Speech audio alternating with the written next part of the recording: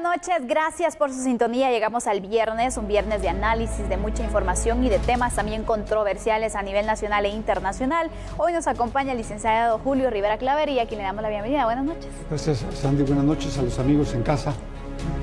Y bueno, hoy tenemos varios temas que analizar, así que usted preste mucha atención. ¿Qué ha pasado en la Corte de Constitucionalidad? Esto y mucho más se lo daremos a conocer, pero ahora conozcamos nuestros titulares. Salir de la cárcel ahora es más fácil para ellos. Surgen reacciones tras decisión de la Corte de Constitucionalidad sobre la ley de femicidio.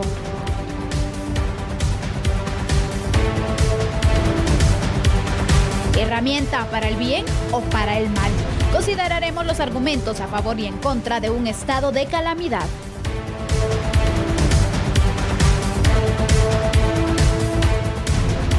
¿Se puede frenar el contrabando? Estudio revela nuevas rutas que redes criminales usan para ingresar productos ilegales a nuestro país.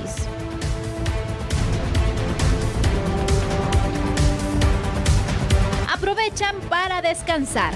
Conozca qué dependencias del Estado tendrán sus puertas cerradas estos días por el asueto del Día del Ejército.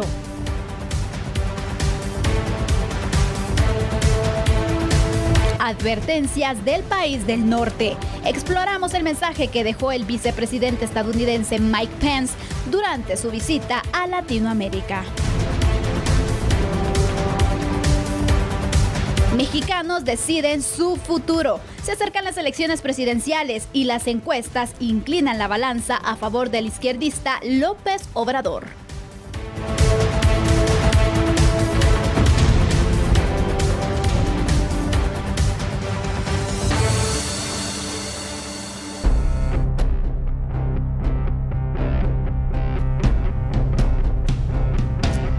Entonces de este tema, la ley de femicidio, porque después de la modificación del artículo 6 de esta ley, precisamente surgen distintas reacciones y una de ellas es la de Fundación Sobrevivientes.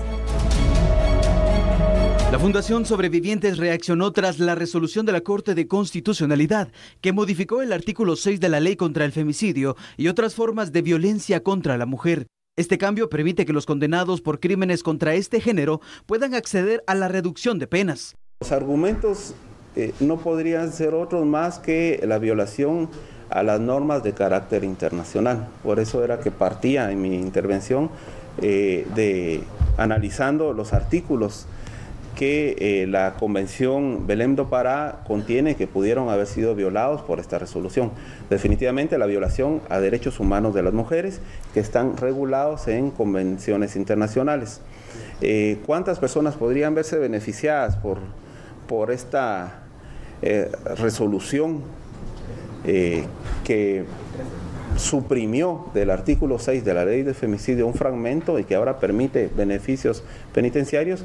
Pues todas las personas, incluso quienes ya fueron condenadas por este delito, podrían verse beneficiadas, porque recordemos que existe el principio de retroactividad de la ley penal. En principio la ley es irretroactiva, pero solamente en materia penal y cuando favorezca al reo puede aplicarse. Así que todos los que ya fueron condenados por este delito podrían verse beneficiados por dicha resolución. Los representantes de la Fundación aseguran que no se hizo un debido análisis y consideran un retroceso de los avances que se han logrado con esta ley. Bajo ese contexto, también la resolución consideramos y hemos estado analizando que podría estar vulnerando normas contenidas en la ley, en la Convención Interamericana para prevenir, sancionar y erradicar la violencia contra la mujer, la Convención Belém do Pará, así como la Convención CEDAW. Esto permite, al ser dictada una resolución o haber tomado una decisión un Estado en contra de esa convención, que es de carácter obligatoria su aplicación, permitiría que se acuda a entes internacionales como por ejemplo la Comisión Interamericana de Derechos Humanos para solicitar la opinión y establecer si efectivamente a ese nivel internacional consideran que hayan sido violados normas y artículos de la Convención Belém do Pará. En caso de ser afirmativo, esto propiciaría elevar el caso a la Corte Interamericana de Derechos Humanos con el único objeto, por supuesto, de que se restablezca el contenido del artículo 6 de la ley ley contra el femicidio y otras formas de violencia contra la mujer, pero asimismo se restablezca ese avance en los derechos humanos de las mujeres que por muchas décadas se ha estado buscando. Concluyen que no se puede dar marcha a esta acción, pues de lo contrario se entorpecerían casos de alto impacto. Y es necesario analizar algunos puntos. Según un informe de ONU Mujeres presentado en diciembre del año pasado, Guatemala posee leyes de segunda generación en materia precisamente de violencia en contra de la mujer, porque adopta un enfoque integral. Una resolución de la Corte Constitucional entonces ha declarado que existe una inconstitucionalidad en la frase: no podrá concedérsele la reducción de pena por ningún motivo.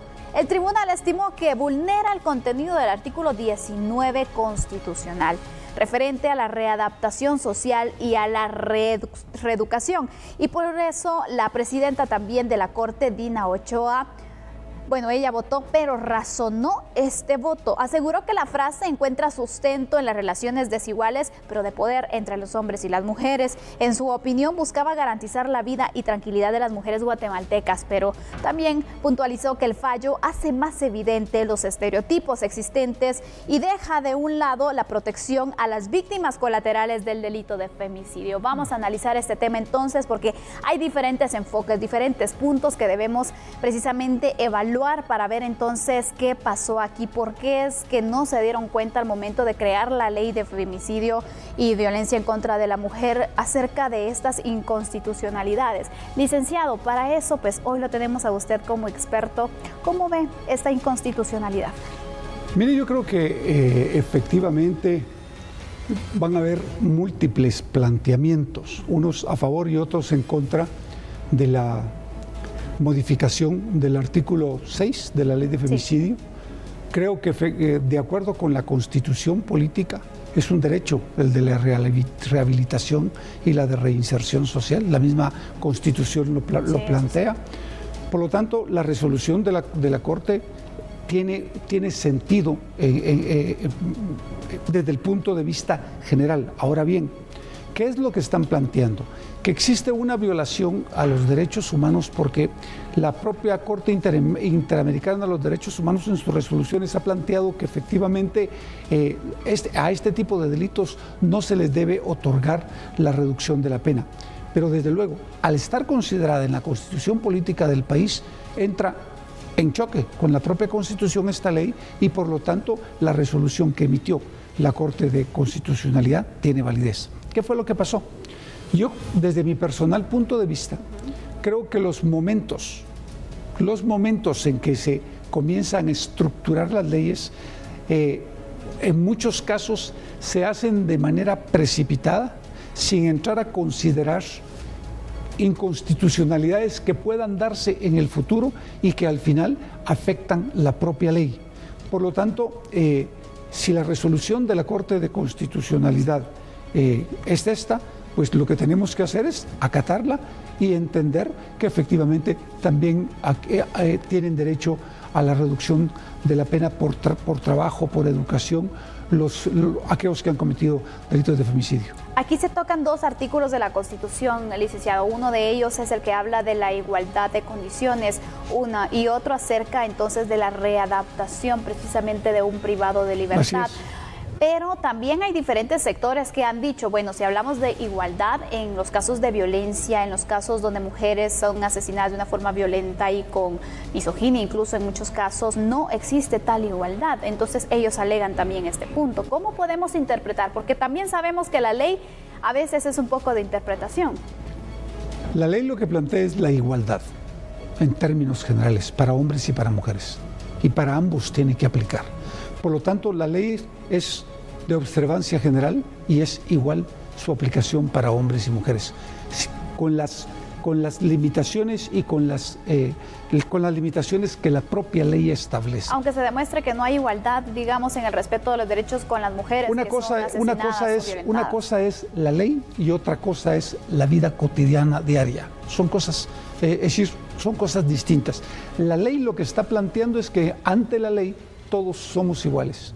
Por lo tanto, su aplicación, de acuerdo con la resolución de la Corte Constitucional, dice que tanto hombres como mujeres tienen derecho a la reducción de la pena. Ahora tenemos varios casos que ya tienen condenas, precisamente por violencia, por casos de femicidio. Estas personas pueden ahora optar a estas reducciones y hablemos entonces que a varios les queda poco tiempo para salir libres. Depende si efectivamente han cumplido con todos los procesos de trabajo o de educación, porque ese es el mecanismo que permite que una persona pueda tener derecho a reducción de la pena. ¿Cuáles son los requisitos? Sí, por ejemplo, que opte por trabajar o que opte por educarse, eso sí, y además tiene que ser controlado por los tribunales de ejecución de la pena y por las comisiones multiprofesionales del centro penitenciario. Por lo tanto, no es tan simple, es decir, tienen que cumplirse requisitos. Licenciado, vemos entonces este caso que en realidad llama mucho la atención porque nadie se había dado cuenta de lo que había sucedido en realidad, ni el Congreso, ni diferentes entidades. Incluso en el artículo 19 de la Constitución, que es el que se declara entonces que no tiene concordancia con lo que se dice en la ley de femicidio, menciona que en caso se vulneren estos derechos de rehabilitación, de reinserción en un privado de libertad, esta persona puede demandar al Estado y solicitar una retribución, una indemnización, digamos. En este caso, digamos que varios podrían plantear eso, porque prácticamente entonces a ellos se les violentó ese derecho de reducción de pena. Es que ese es el problema cuando algunas leyes no se revisan detenidamente para revisar si efectivamente entra en colisión con artículos constitucionales, porque en este caso lo que hizo la Corte de Constitucionalidad, sin conocer el tema a fondo, fue revisar el artículo y determinó que efectivamente había colisión con el artículo 19 de la Constitución de la Política de la República y por lo tanto es declarado inconstitucional ese parrafito. Ahora podríamos tener entonces varios casos de demandas, incluso por estas personas, licenciados. ¿Se podría ver eso por resarcimiento? Porque prácticamente aquí pues no se acató, no se vio este punto y hay personas que pues... Lo veo mucho más lejano. Yo creo que lo más interesante acá va a ser cómo van a aplicar para esa reducción de la pena, claro, porque va a ser determinante el tiempo que han estado detenidos ya siempre en condena, pero si han cumplido con estos requisitos de trabajo o educación. Ahora queda poder modificar la ley de femicidio y de violencia, porque obviamente si el artículo está mal, es inconstitucional, entonces hay que hacer la modificación, porque ¿de qué nos sirve entonces tenerlo si no funciona? Pues desde luego, eso es el Congreso de la República quien va a tener que modificar.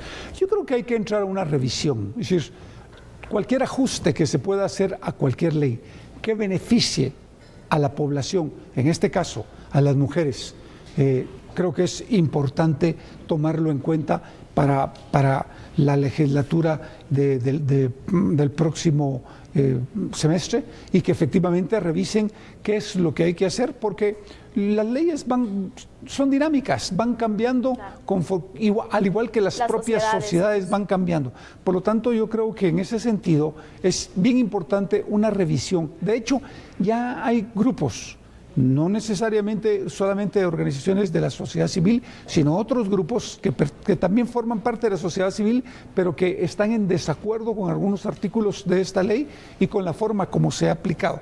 Por lo tanto, yo creo que hay que hacer una revisión, ajustarla, siempre pensando en el beneficio de las mujeres. De forma breve, licenciado, y para concluir este tema, ¿eso no es necesario que entonces el Congreso, mejor para evitar este tipo de situaciones, envíe a revisión y a consulta las leyes que se aprueben, especialmente estas que son de relevancia para el país, hacia la Corte de Constitucionalidad para evitarnos este tipo de procedimientos?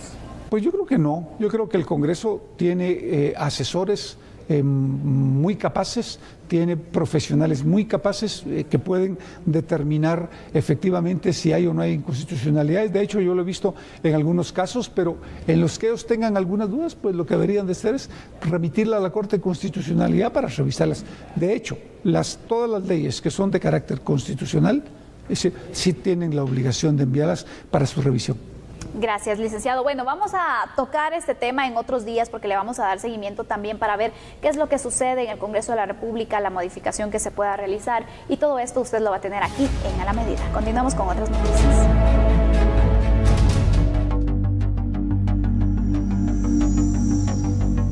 Y precisamente desde la Torre de Tribunales, el Consejo de la Carrera Judicial aceptó la petición del juez Walter Villatoro de cambiarlo a una judicatura con una carga laboral menor. Los casos penales que conoce el Juzgado 10º del ramo penal ha provocado quebrantos de salud al profesional del derecho. En febrero de este año, el juez Walter Villatoro le presentó a los integrantes del Consejo de la Carrera Judicial su petición de cambiarlo a un juzgado con una carga laboral menor. Los procesos que ha conocido por los últimos años en el Juzgado 10º de lo penal, como el caso Bodegón, traficantes de influencias, Aceros de Guatemala, entre otros, provocó quebrantos en su salud. La petición del traslado fue aceptada por el Consejo de la Carrera Judicial. Ahora, el juez Walter Villatoro integrará un tribunal de femicidio en Chimaltenango como titular. Mientras se revisan los expedientes de otros profesionales para elegir al nuevo titular, en el Juzgado 10º, primera instancia penal, narcoactividad y delitos contra el ambiente, quedará en manos de un juez suplente. Es momento de hacer nuestra primera pausa, pero regresamos con otras noticias que también han girado y han marcado esta jornada. No nos cambien, ya volvemos.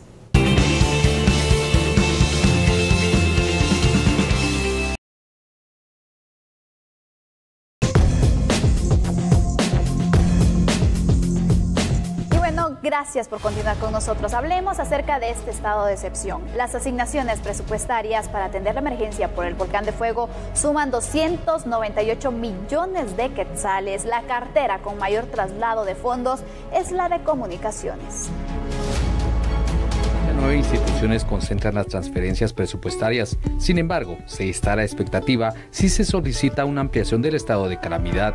Yo estimo que se va a quedar contratado en su gran mayoría todos los compromisos para el martes que se vence el estado de calamidad, y algunos no, y habrá que sacarlos en procesos normales, aunque también se está considerando una ampliación al mismo estado de calamidad porque no ha concluido el estado de calamidad. Tenemos todavía bajares y eventos geológicos que se están llevando a cabo.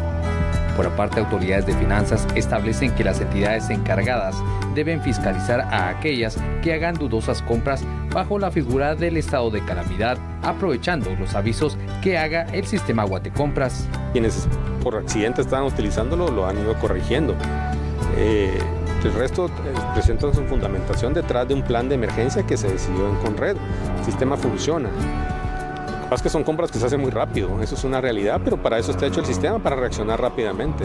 Las asignaciones presupuestarias son: Ministerio de la Defensa, 28.7 millones de quetzales; Ministerio de la Educación, 6.1 millones; Ministerio de Desarrollo Social, 45 millones; SOCEP, 5.2 millones; Ministerio de Gobernación, 5.4 millones; ICIBI, 165 millones; MAGA, 40 millones; Ministerio de Ambiente, 1.2 millones.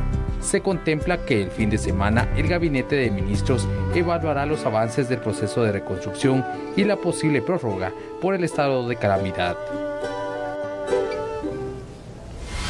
Y bueno, hay que considerar que el estado de calamidad pública está contemplado en el artículo 15 de la Ley de Orden Público y también es ordenada por el presidente de la República. Su función principal es evitar daños a las ciudades en situaciones como desastres naturales o de emergencia. El estado de calamidad pública permite centralizar servicios, limitar derecho de libre locomoción, ordenar evacuaciones, impedir concentraciones de personas, prohibir o suspender espectáculos públicos o bien establecer precios máximos o mínimos para los artículos de primera necesidad. También establece mecanismos para excusarse de usar la ley de compras y contrataciones del Estado con el fin de adquirir insumos, rentas de maquinarias y contratar cualquier producto o servicio que se pueda necesitar en esa emergencia. Este punto genera ciertas dudas porque abre una puerta para comprar y usar recursos de manera discrecional y precisamente ese es el punto en el que siempre se genera cierta controversia y en esta ocasión pues no va a ser la excepción. Aquí la pregunta es entonces, si se la realizamos al licenciado Julio Rivera Clavería, ¿Hay necesidad o no, primero, de poder ampliar este estado de calamidad, licenciado? Yo creo que hay que evaluar. Yo creo que hay que evaluar porque este es un estado de calamidad que se autorizó por 90 días. Por lo tanto, la prórroga serían de otros 90 días. Yo creo que hay que hacer una evaluación para determinar efectivamente si ya se cumplieron con todas esas labores primero de rescate, de rehabilitación, de reconstrucción de esa área y ver si efectivamente es necesario la prórroga del estado de calamidad.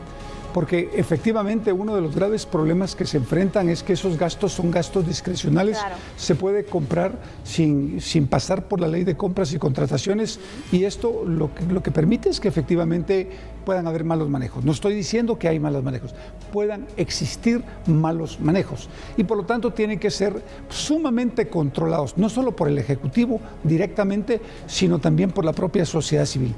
Porque ¿cuánto se va a rehabilitar, por ejemplo, en la carretera entre Antigua, Escuintla y Antigua? La RN14. RN14, 12 kilómetros aproximadamente. ¿Cuál va a ser el costo por kilómetro? Si son 239 millones los que va a invertir usted en 12 kilómetros, por favor, hay que revisar, hay que ver, porque eso no puede ser. Eso es lo que llama la atención de la ley, porque en realidad cuando se habla del estado de calamidad, sí indica algunas situaciones que se puede hacer y que no se puede hacer. Se habla solamente acerca de la ley de compras y contrataciones, en las cuales pues todo el procedimiento que de ley se tiene que hacer, en este caso no se hace para poder agilizar todas las compras, pero no dice nada respecto a cuáles son los controles, las revisiones y las medidas de transparencia que se deben aplicar. Prácticamente se deja la vía libre. Es que se deja a discreción de los funcionarios, porque efectivamente las compras tienen que ser de manera inmediata, porque se dan a través de, se autorizan porque es una emergencia. Claro. Pero aquí lo importante es que efectivamente también los funcionarios de gobiernos que están manejando estos recursos lo hagan entendiendo que es dinero que sirve para solventar problemas de gente que ha pasado una tragedia y que es dinero que debe de llegar a ellos para la rehabilitación, para la reconstrucción de sus viviendas o para la compra de insumos que sirvan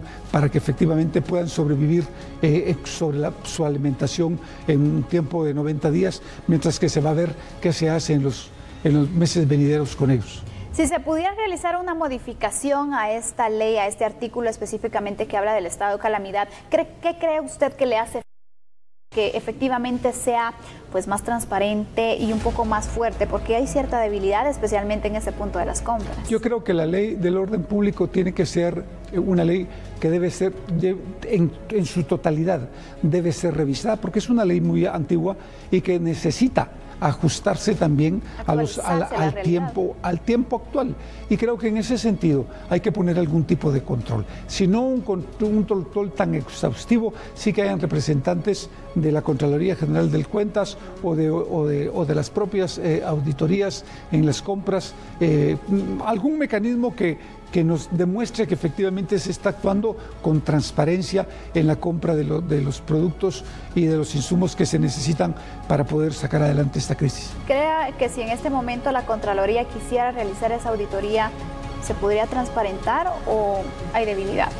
Yo creo que hay muchas debilidades en este momento porque se necesitan esos recursos para poderlos invertir rápidamente. Por lo tanto, creo que tiene que ser parte de un reajuste que se tiene que hacer a la ley, pensando en que efectivamente vivimos en un país en donde las catástrofes están a la orden del día. Los eventos naturales pueden darse en cualquier momento y esa ley es verdaderamente importante para solventar estos problemas porque al final son los recursos que pagamos los guatemaltecos y que se deben de implementar en los damnificados. Gracias, licenciado. Este punto de análisis entonces que tenemos respecto a esta ley, esto como para poder prevenir situaciones que se puedan presentar precisamente porque vivimos en un país donde las emergencias se pueden registrar, un país altamente sísmico, donde también existen más de 8,000 puntos de riesgo, así que será una consideración que los legisladores y también sería bueno que la sociedad civil también lo propusiera. Gracias, licenciado. Nos vamos a una pausa, pero luego me acompaña con otro análisis, por favor, porque hay temas todavía que tenemos preparados para usted, pero después de la pausa.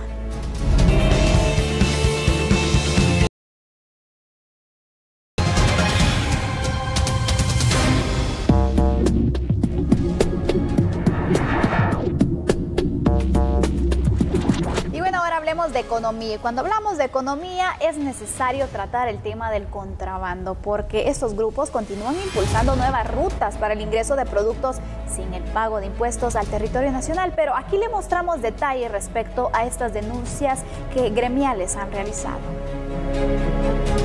San Marcos, Huehuetenango, Petén, Izabal y Chiquimula concentran el ingreso de contrabando. Nosotros a través de nuestro personal de ventas hemos detectado estas nuevas rutas.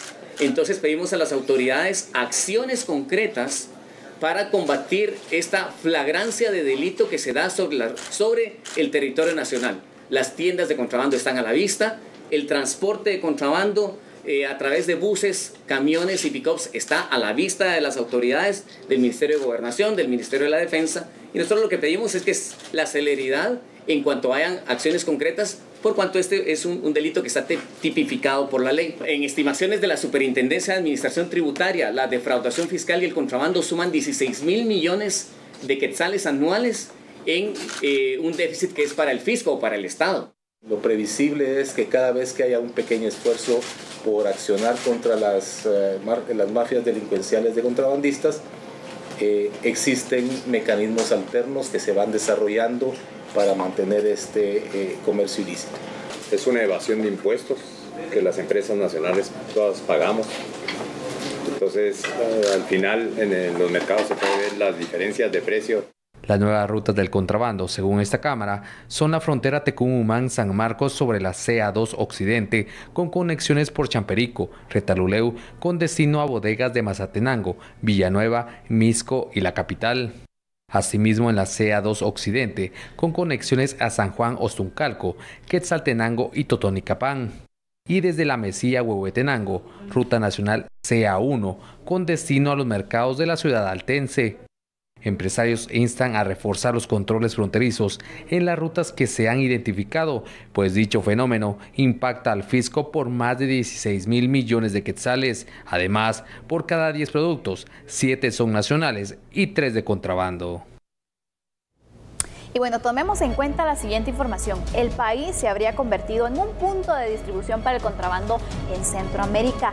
Y notemos que las fronteras de San Marcos, Huehuetenango, Petén, Izabal y Chiquimula fueron identificadas como puntos principales para esta actividad ilícita. La mayoría de productos de contrabando provienen de Asia y otros de Europa y Sudamérica. Grupos delictivos usan el contrabando para financiarse y también para lavar dinero.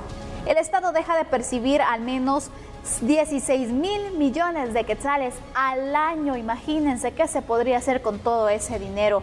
Todo por el contrabando. Más allá del impacto económico que se presenta y cada vez se hace más evidente, los productos también pueden suponer un riesgo para los consumidores por la falta de los estándares sanitarios. Vamos a hablar entonces acerca de este punto. Licenciado, cada vez hay más puntos ciegos, esos pasos fronterizos que se utilizan para el contrabando y todo el dinero que se deja de percibir, pero sobre todo también toda esa actividad ilícita que cada vez se va desarrollando más en nuestro país, en nuestras fronteras. No es que haya más pasos ciegos, son el mismo número de pasos ciegos. Lo que sucede es que efectivamente el contrabando se puede ir incrementando en la medida que la moneda se vaya depreciando, por ejemplo, en el tema en México, donde hubo una reciente devaluación. Por lo tanto, sus precios son sumamente bajos en relación a los precios de los mismos productos que se consumen en Guatemala. Eso es un punto. En segundo lugar, hay dos tipos de contrabando distintos. El contrabando familiar y el contrabando propio de las estructuras criminales, que se realiza en San Marcos, en Huehuetenango, en Quetzaltenango, en Petén, Chiquimula, etc.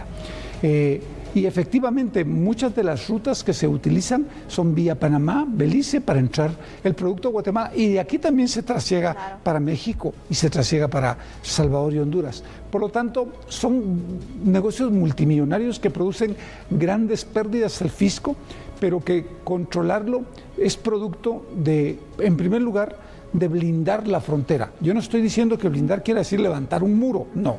Meter las fuerzas de seguridad, en este caso el ejército, para que comience a patrullar las fronteras y comenzar a hacer capturas de estas estructuras criminales que se mueven en todas esas áreas. En segundo lugar, lo que sí es cierto es que efectivamente muchos de estos productos son vencidos. Claro. O producen daños en la salud. Yo cuando estuve en puestos de gobierno me di cuenta que en los casos en que se capturaba contrabando de medicina, por ejemplo, esta había sido adulterada. O en el caso del licor había sido adulterado, o en el caso de los cigarrillos son cigarrillos de bajísima calidad que le producen daños rápidamente a las personas en sus órganos internos. Por lo tanto, con el contrabando hay que ser muy cuidadosos. Mi consejo a la población, aunque yo sé que el producto es barato y que por eso se compra en muchos de los casos, no compren contrabando, porque el contrabando puede producirles la muerte. Y hay muchos casos en los que efectivamente ha sucedido. Yo creo que el esfuerzo tiene que hacerse en el sentido de ir fortaleciendo SAT, sus órganos de investigación, conjuntamente con la Fiscalía y operar más en este tema. Mucho del contrabando en el país pasa por las fronteras terrestres, aéreas y marítimas. Pero, licenciado, ¿cómo podemos nosotros contrarrestar el contrabando si en realidad hay que hablar las cosas como son? Hay consentimiento también de la población, precisamente por ahorrarse unos cuantos quetzales, y las personas se dan cuenta cuando un producto es de contrabando por los precios. En muchos lugares incluso nos venden la idea de productos mexicanos y ya más o menos se sospecha, pero la gente lo consiente también.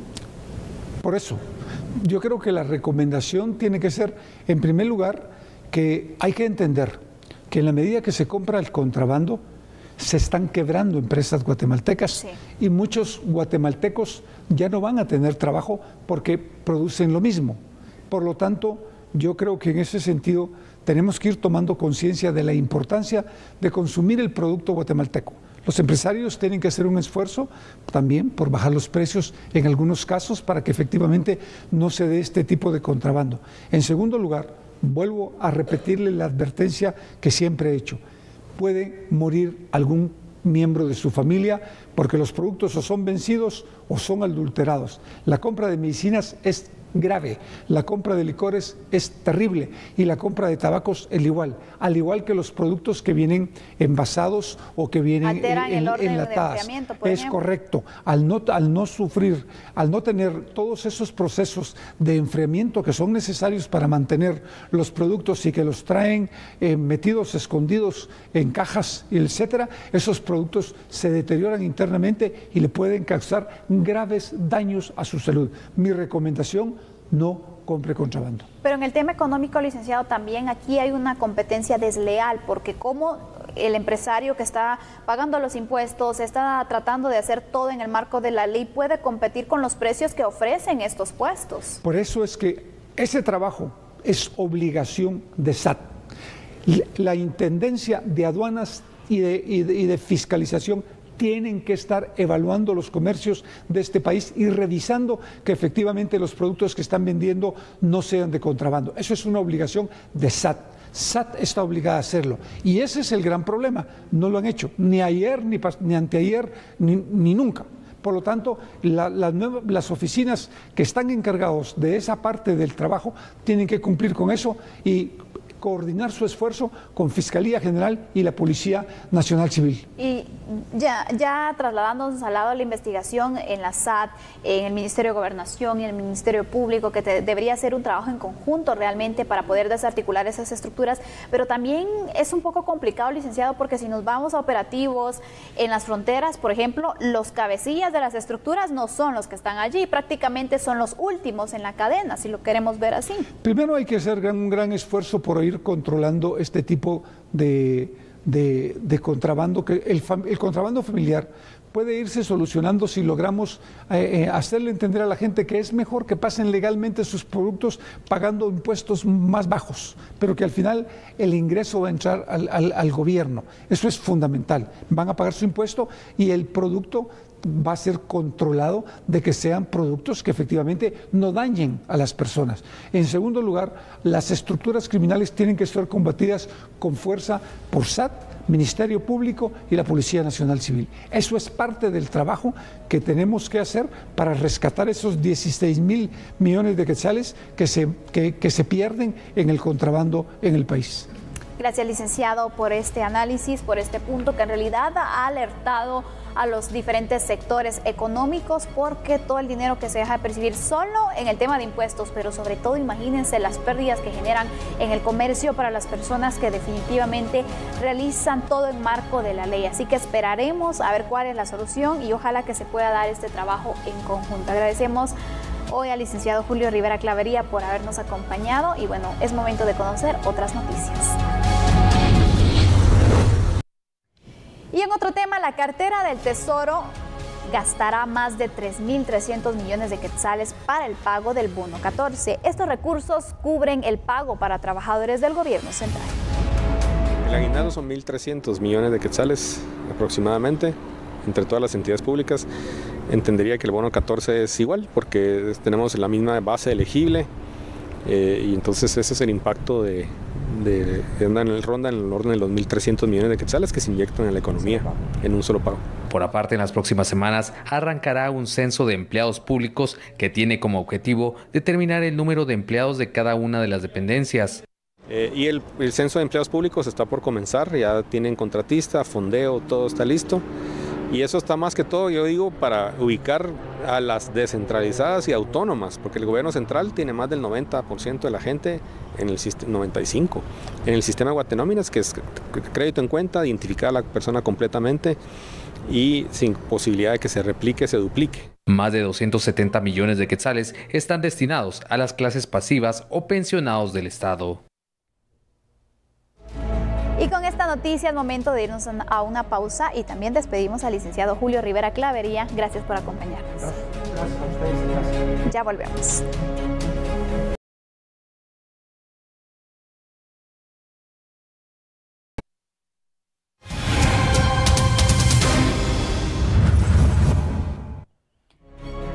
Gracias por continuar con nosotros. En otras noticias, tras la visita del vicepresidente de los Estados Unidos, Mike Pence, el director de la Casa del Migrante se pronunció sobre los temas que trataron en la reunión entre los países del Triángulo Norte.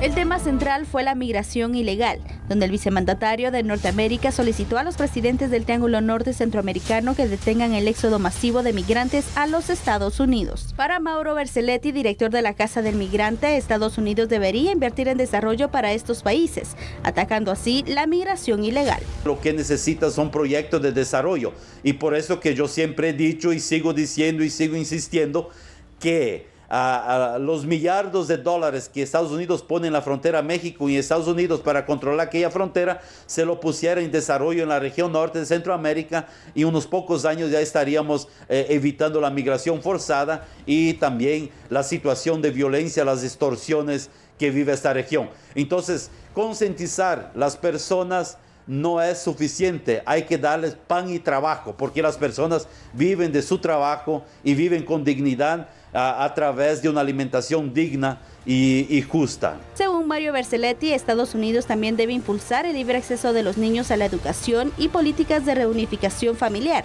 para evitar que más pequeños viajen sin acompañamiento.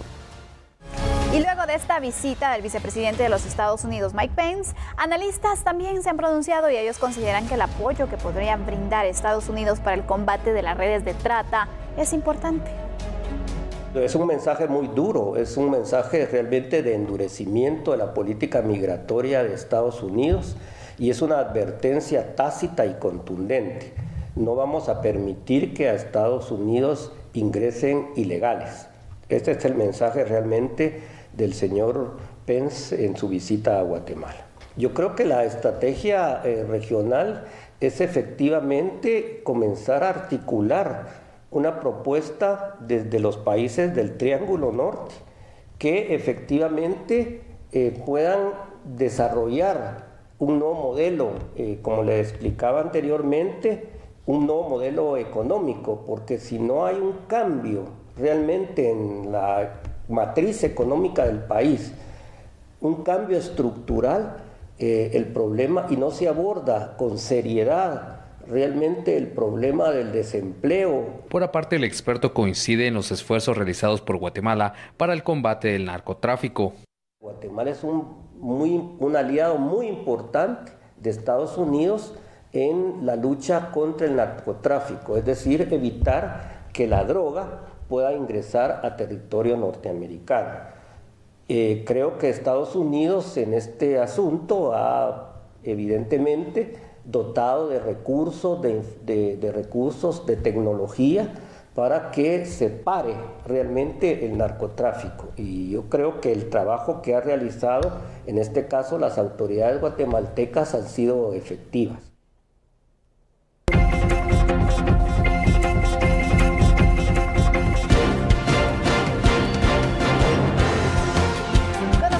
Noticias internacionales. Los mexicanos se están preparando para las elecciones del domingo, que podrían traer un cambio total con el pasado político del vecino país. Las importantes elecciones no solo incluyen la elección de un nuevo presidente, sino elecciones para cada escaño en el Congreso, 128 escaños en el Senado y 500 en la Cámara de Diputados. Además del cambio para las ramas ejecutiva y legislativa, hay elecciones en muchas de las legislaturas estatales, que incluyen 8 gobernaciones, el jefe de gobierno de la Ciudad de México y casi 1,600 elecciones municipales en todo el país. Liderando las encuestas en su tercer intento de lograr la presidencia está el candidato Andrés Manuel López Obrador. Exalcalde de la Ciudad de México de 64 años, es el favorito en la mayoría de las encuestas, que colocan en segundo lugar a Ricardo Anaya, de una coalición inusual del derechista PAN y del izquierdista PRD. En tercer lugar se encuentra José Antonio Meade, que representa al PRI, el partido gobernante tradicional de México, y el partido del presidente saliente, Enrique Peña Nieto.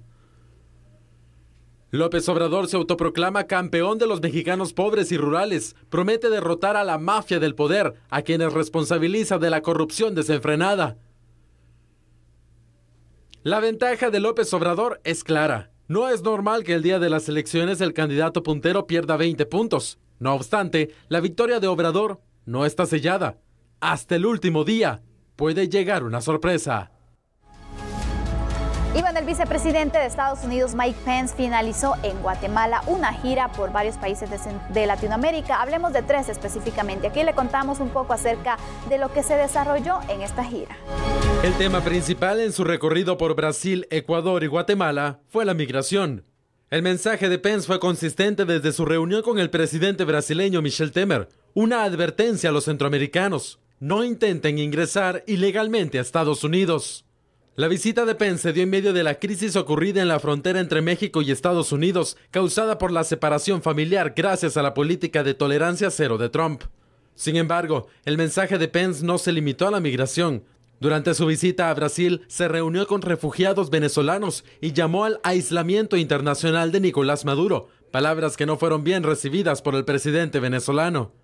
En Ecuador se encontró con un país con un creciente interés en mejorar sus relaciones con el país del norte, después de 10 años de un gobierno izquierdista. Pence también extendió sus condolencias a las familias de periodistas ecuatorianos secuestrados y asesinados en Colombia. En Guatemala tuvo una reunión a puerta cerrada con los presidentes del Triángulo Norte. En la conferencia de prensa, Pence fue aún más directo, asegurando que Trump seguiría protegiendo su frontera. También llamó a mejorar la seguridad fronteriza de los países centroamericanos. Lo invito para que este domingo esté pendiente a las 7 de la noche, porque Andrés Estrada estará completamente en vivo con Apuntes del Mundo, dándole el minuto a minuto de todo lo que suceda con las elecciones en México. Si quieres saber qué es lo que está sucediendo, quién es el que lleva la mayor cantidad de votos, no se pierda a las 7 de la noche con Andrés Estrada, Apuntes del Mundo. De esta forma yo me despido, que tenga un excelente fin de semana. Lo espero el lunes en punto de las 9 de la noche.